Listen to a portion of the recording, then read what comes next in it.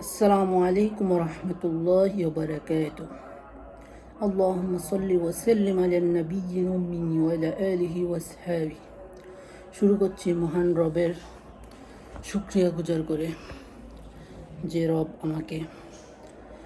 আমাদের রেখেছেন অশেষ নিয়ামতের মধ্যে দিয়ে।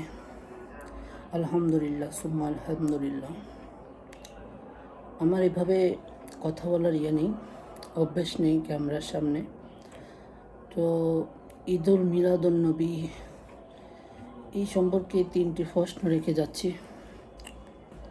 যদি কেউ বা কোনো আলেম এই প্রশ্নগুলোর যথাযথ উত্তর আমাকে দিতে পারে তাহলে আমি ক্লিয়ার হব আর কি। তো এক, যে নবীজির আগমন উপলক্ষে নবীজি সাল্লাল্লাহু আলাইহি সাল্লাম কী করেছিলেন? নবীজি সাল্লাল্লাহু আলাইহি সাল্লাম কি আমাদের এই শিক্ষা দিয়েছিলেন যে মাইক ভাড়া করে, স্পিকার ভাড়া করে রাস্তায় রাস্তায়, এবং কি যেসব নাতে রাসুল অথবা যাই বলো এগুলার পিছনে ব্যাকগ্রাউন্ডে মিউজিক যুক্ত করে আওয়াজ সৃষ্টি করে মিছিল করা, এগুলো কি আমাদের নবীজির শিক্ষা?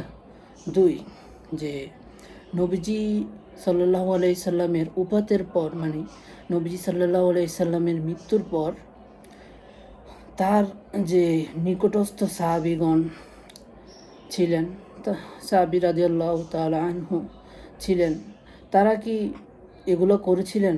তারা কি ঈদুল মিলাদুন নবী, নবীজির জন্মবার্ষিক, মৃত্যুবার্ষিক পালন করছিলেন? নাকি নবীজির আদর্শ, নবীজির সিরাত, নবীজির জীবন থেকে যতগুলো শিক্ষা নেওয়া দরকার ছিল ওইগুলো নিয়ে তারা সামনে পথ এগিয়েছিলেন, ইসলামের দাওয়াতি কাজ করেছিলেন?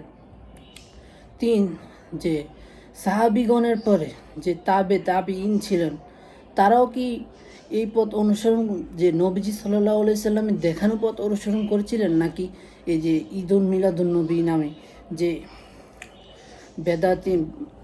বেদাত বলা যায়, যে বেদাত সৃষ্টি করেছে, বেদাত চলতেছে, যে হাদিস কোরআন কোথায় দেখি নেই, কোনো আলেমে বলে নেই, যেসব আলেম বলতেছে তারা কোনো রেফারেন্স দিতেছে না।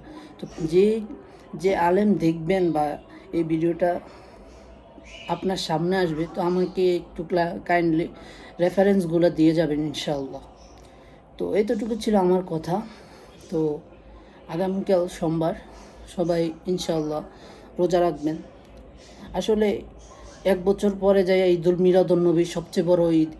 এটা আমাদের ঈদ না, আমাদের ঈদ 2টা, ঈদুল আজহা, ঈদুল ফিতর। তো এটাই ছিল আমার ছোট ভিডিও আর এই ছোট ছোট কথাগুলো।